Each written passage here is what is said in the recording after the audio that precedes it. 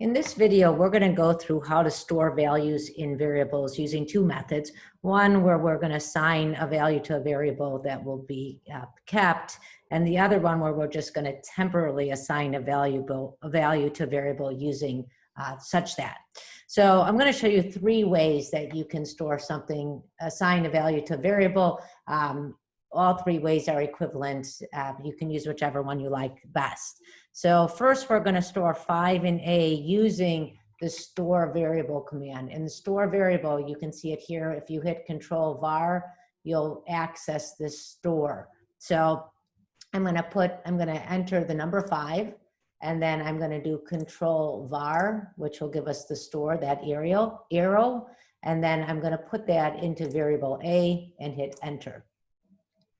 I'm going to store -3 in B using a different command, which we can find by using the template. So I'm going to put the variable B. So I'm going to put the variable first here. In the previous example, I put the value. So I'm going to put B, and I'm going to assign it.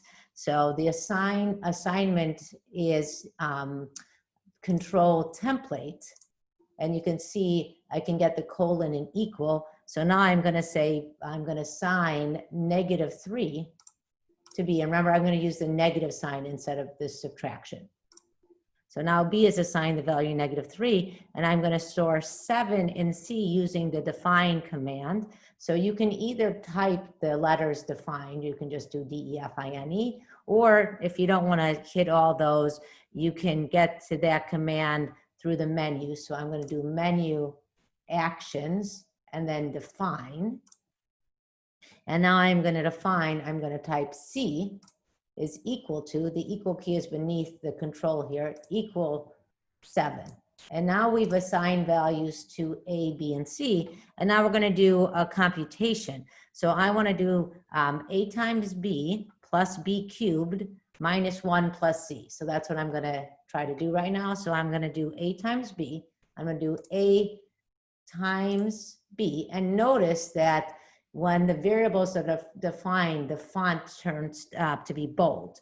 And I need to put the multiplication between A and B because the calculator could think that AB is its own variable. So A times B, I'm going to do plus B cubed. So plus B, I'm going to hit the caret. That gives me a place to put the exponent. So A times B plus B cubed. Then I'm going to arrow out of the exponent. So I'm ready to add 1. Oh, I'm sorry, I'm going to subtract 1, minus 1. And then to that, we're going to add the value in C. So I'm going to type plus C and then enter.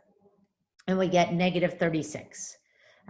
Another way that we can assign value is just temporarily assign something. So let's say that we want to evaluate the expression x times the quantity 2x plus 3 when x is equal to 3. So I'm going to go ahead and type in the expression. So x times the quantity, so I'm going to put parentheses, 2x plus 3. And now I want to say, what is x? So I'm going to use the such that, and this could be useful when you're evaluating expressions in this course. The such that is a vertical line, and we're going to find that on the control equal. That's going to be a little template. And then we're going to go ahead and select the vertical line. So that's such that. And now we're going to say what x equals. So we want to say x equals 3. So now we're going to evaluate this expression when x is equal to 3. I'll hit enter, and we get 27. Right now, x has not permanently been assigned a value. So if I just type in x and hit enter, I get the variable is not defined. Whereas if I take one of the variables we defined in the first part of this video, like A, I put A, enter, I get the value 5. So using this such that just temporarily assigns a value to the variable. Let's try to use this such that on an expression we already defined. So let's arrow up, and I'm going to grab this expression that we just evaluated, A times B plus B cubed minus 1 plus C. I'm going to put enter.